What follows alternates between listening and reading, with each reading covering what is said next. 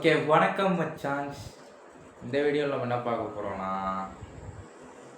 Indian football. Okay, let's come back to Indian football. அதுதான் டெண்டனைசி தான் முடிஞ்சு போச்சு அப்படின்லாம் இல்லை. இப்போது வர மார்ச்சில், அதாவது நெக்ஸ்ட் வீக் பார்த்தீங்கன்னா இந்தியா வந்து ஃப்ரெண்ட்லியும் ஏஎஃப்சி குவாலிஃபயர்ஸும் பார்த்தீங்கன்னா ஆட போகிறாங்க. ஒரு நல்ல விஷயம் என்னென்னா, இந்த வருஷம் பார்த்தீங்கன்னா நிறையா யங்ஸ்டர்ஸ் பார்த்தீங்கன்னா ஐஎஸ்எல்லேருந்து ஃபார்ம் ஆகிருக்காங்க. நிறையா யங்ஸ்டர்ஸ் பார்த்தீங்கன்னா நல்லா பெர்ஃபார்ம் பண்ணிருக்காங்க. ப்ளஸ் மனாலோவும் நோட் பண்ணிட்டு தான் இருக்கார் எல்லா பிளேயரையும். அது வந்து நல்லா கிளியராக பார்க்க முடியுது. ஸோ அதுதான் இப்போ நம்ம என்ன பார்க்க போகிறோம்னா, த Chhetri is back.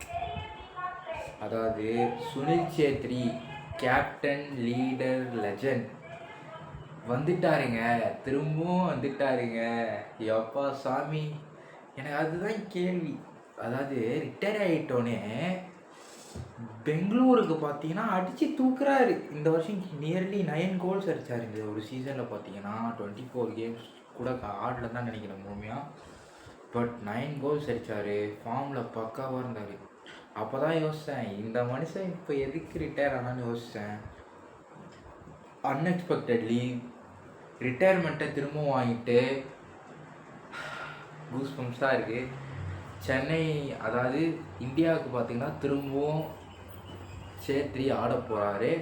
Sealed confirm. மொதல் விஷயம் தான். ஸோ பார்த்திங்கன்னா நம்ம ஏஎஃப்சி குவாலிஃபயர்ஸுக்கு முன்னாடி முதல்ல மால்தீவ்ஸ் கூட வந்து ஒரு ஃப்ரெண்ட்லி ஆட போகிறோம். 19th அன்றைக்கி பார்த்தீங்கன்னா மால்தீவ்ஸ் கூட ஒரு ஃப்ரெண்ட்லி. அப்புறம் 24th பார்த்தீங்கன்னா பங்களாதேஷ். ரெண்டுமே பார்த்தீங்கன்னா ஷிலாங் லதாங்கில் தான் நடக்குது. ஃபேன்ஸ் வேறு அங்கே தரமாக லாயலாக இருக்காங்க. ஸோ நல்ல ஃபேன்ஸோட ஹோமில் இந்தியா கம்பேக் கொடுக்குமா, 2025 வந்து திரும்ப ரேங்க் புஷ் பண்ணி எல்லாத்தையும் இந்த வருஷம் ஏற்றுமா அப்படின்றது ஜஸ்ட் 2 வீக்ஸில் தெரிஞ்சிடும். அதுக்கப்புறம் பார்த்தீங்கன்னா மனாலோ மார்க்கஸ் இந்த வருஷம் டீமை அனௌன்ஸ் பண்ணிட்டாரு. அதாவது வரப்போகிற 2 மேட்ச் ஃப்ரெண்ட்லிக்கும் ஏஎஃப்சி குவாலிஃபயர்ஸும் பார்த்தீங்கன்னா டீம் அனௌன்ஸ் பண்ணிருக்காரு. ரொம்ப ஷாக்கிங்காக நிறையா பிளேயர்ஸ் சேஞ்சஸோட இந்தியன் ஃபுட்பால் டீம் பார்த்திங்கன்னா இப்போ இருக்குது. முதல்லையே ஒரு ஷாக் கொடுக்குறேன். கோல் கீப்பரில் பார்த்தீங்கன்னா குர்ப்ரீத் சிங் சந்தோ இல்லை. த கன்சிஸ்டன்சி, அதாவது குர்ப்ரீத் சிங் சந்து இப்போ வந்து மனாலாவால் செலக்ட் பண்ணப்படாதது பார்த்தீங்கன்னா ஒரு நல்ல விஷயம்னு சொன்னால் நம்பின்னு தான் தெரியல. Mister consistent is not consistent for more then few months. ஏன்னா ஐஎஸ்எல்லில் இந்த வருஷம் குர்ப்ரீத் சிங் சந்து இல்லைன்னா பெங்களூரு இன்னும் கொஞ்சம் நிறையாவே க்ளீன் ஷீட்லாம் வச்சுருக்கோன்றது வந்து கிளியராக தெரியப்பட்டது. ஸோ குர்ப்ரீத் சிங் சந்து இல்லை, ஸ்குவாட்ல இல்லை, வருத்தம் தான். பட் கன்சிஸ்டன்சி கோல் கீப்பருக்கு ரொம்ப முக்கியம். பட் இந்த சீசன் அதை காமிக்கல. Let him regret. யார் இருக்காங்கன்னு பார்த்தீங்கன்னா அம்ரிந்தர், விஷால் கெய்த்து, அப்புறம் குர்மீத். அம்ரிந்தர்லாம் வேணாம்ப்பா, டாட்டா. சரி, அதுக்கப்புறம் பார்த்தீங்கன்னா டிஃபெண்டர்ஸ் வருவோம். ஆஷிஷ் ராயும் சுபஷீஷும் மோகன் பகானுக்கு தரமாக ஆடினா இந்த season. They deserve to be in this team. Ashish ராயும் சுபஷீஷும் மோகன செம்மையாக ஆடினானுங்க. பத்தாததுக்கு ஷீல்டு வேறு அடிச்சிட்டானுங்க. சரி, ஓகே. நெக்ஸ்ட்டு பார்த்தீங்கன்னா போரிஸ் சிங். அதுக்கப்புறம் பார்த்தீங்கன்னா ரால்டே, அந்த மும்பையில் ஒரு யங்ஸ்டர் இருக்கான், அவன் தான் ரால்டே. அதுக்கப்புறம் பார்த்தீங்கன்னா மேத்தாப் சிங்கு, ராகுல் பெக்கே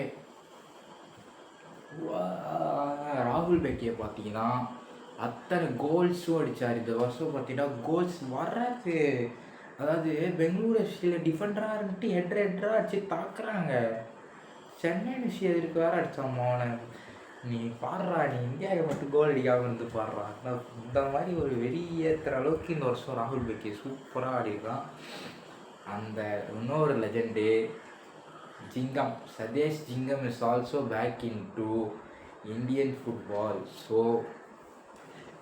எனக்கு தெரிஞ்ச வரைக்கும் இந்த வருஷம் பார்த்தீங்கன்னா இந்தியன் ஃபுட்பாலோட கம்பேக் நான் சொல்கிறேன். 2025 இப்போ ஆரம்பிக்கிறப்போ 124th ரேங்க்கில் இருக்கோம்னு நினைக்கிறேன். நம்ம டாப் 100ல் இந்த வருஷம் கண்டிப்பாக முடிப்போம் ரேங்கிங்கில். ப்ளஸ் ஏஎஃப்சி குவாலிஃபயர்ஸ் கண்டிப்பாக ஏஎஃப்சி கப்புக்கு குவாலிஃபை ஆகும்ன்றது என் நம்பிக்கை.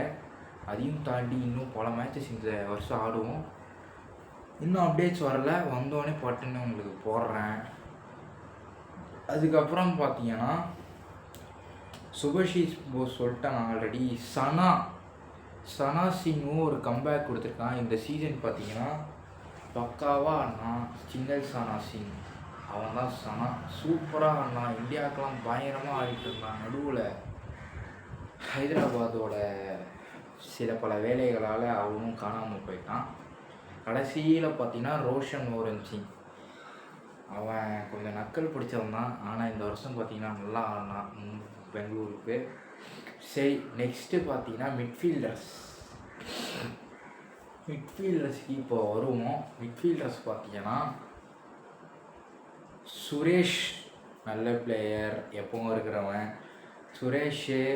அப்புறம் ஜீக்சனு, இவங்கெல்லாம் பார்த்தீங்கன்னா கன்சிஸ்டண்ட்டாக வந்துட்டே இருக்கிறவங்க. இவங்க 2 பேரையும் விட்டுட்டு இப்போ அடுத்தவங்க பார்த்தீங்கன்னா பிராண்டன் ஃபெர்னாண்டஸ். பிராண்டனும் பக்காவாக இருக்கான், ஓகேவா, அவனும் இருக்கணும்.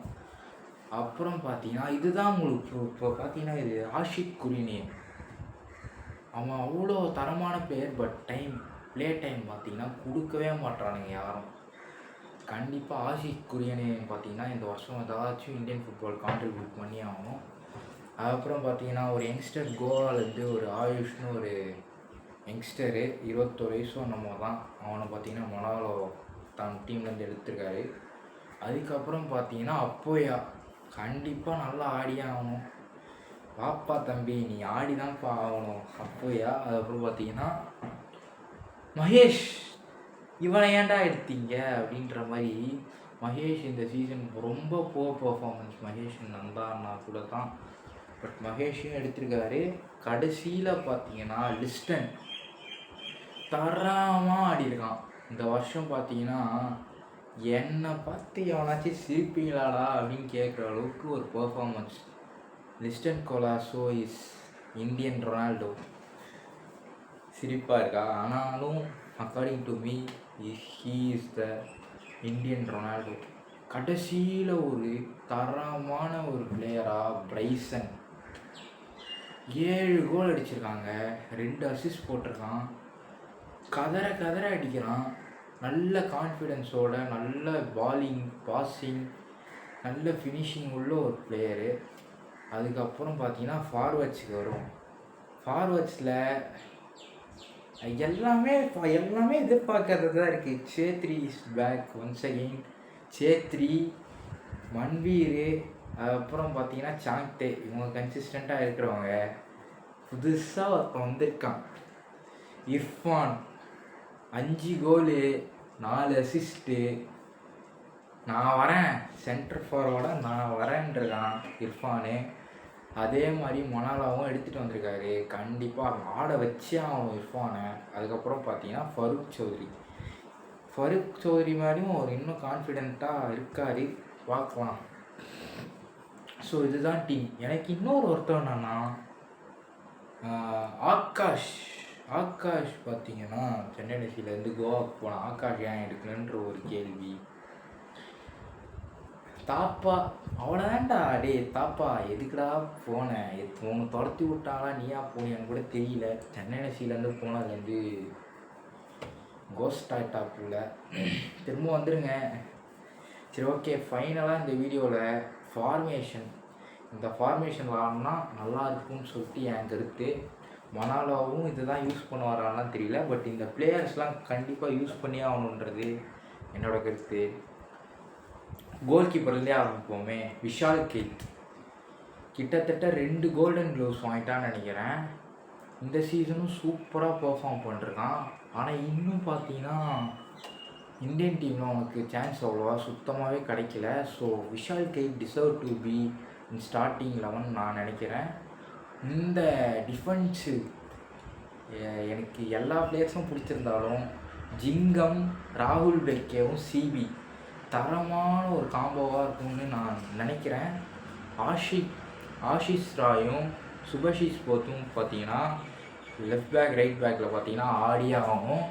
இந்த 4 டிஃபெண்டர்ஸையும் தாண்டி கோல் அடிக்க முடியுமாலாம் எனக்கு தெரியல. ஏன்னா அவ்வளோ பக்காவான ஃபார்மில் அவ்வளோ பக்காவாக விளாண்டுருக்காங்க. ஸோ இந்த வருஷம் கம்பேக் கொடுத்தே ஆகணும்.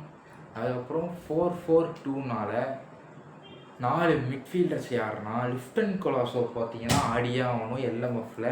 ஆர்எம்எஃப்பில் பார்த்தீங்கன்னா சாங்தே. அதுக்கப்புறம் சிஎம்எஃப்பில் பிரைசன் யங்ஸ்டரை இறக்குங்கடா. ஸோ அதுக்கப்புறம் பார்த்தீங்கன்னா அப்போயா டிஎம்எஃப். ஃபார்வேர்ட்ஸில் சுனில் சேத்ரியும் இர்ஃபானையும் ஆட வச்சே ஆகணும். 4-4-2. இந்த டீமில் பார்த்தீங்கன்னா செம்ம எக்ஸ்பீரியன்ஸ்டு பிளேயர்ஸும் இருக்காங்க, சூப்பரான யங்ஸ்டர்ஸும் இருக்காங்க. இந்த டீமை வந்து தோற்றுதுன்னா தென் நம்ம என்ன பண்ணணும்னு தெரியல. ஸோ கண்டிப்பாக ஜெயிச்சே ஆகும். தரமாக ஜெயிக்கணும், கிளியராக ஜெயிக்கணும், நல்ல 3-4 கோல் அடித்து ஜெயிக்கணும். இந்த மேட்ச்சை க்ளீன் ஷீட் வைக்கணும். ஸோ இதுதாங்க இந்த வீடியோ.